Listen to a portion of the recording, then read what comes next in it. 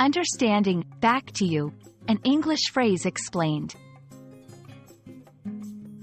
Hello everyone, welcome to our English learning channel. Today, we're going to explore the phrase, back to you. This phrase is common in both casual and formal English, and understanding its usage can really help in daily conversations. So, let's dive in and unravel the meanings and applications of back to you. Back to you literally means returning the focus or attention to someone else. It's often used in conversations where people are sharing turns speaking.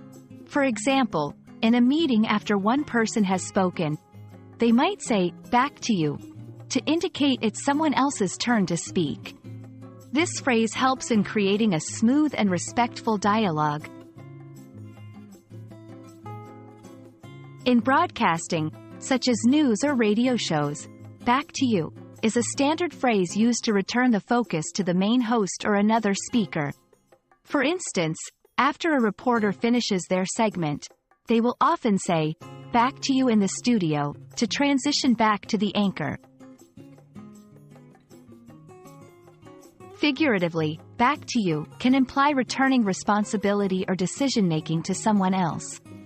It's a way of saying, it's your turn to make a decision or take an action.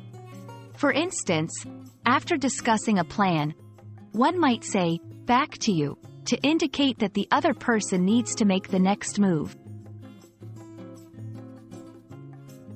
It's important to not confuse back to you with phrases like back at you or right back at you, which can be used to return a compliment or sometimes a retort. Context is key in understanding the intended meaning. And that's a wrap on back to you. We hope this video has been informative and helps you in using this phrase correctly in your conversations. Remember, practicing these phrases in different contexts can really help in mastering them. If you found this video helpful, don't forget to like, share, and subscribe for more English learning content. Until next time, keep practicing, and back to you for your English language journey.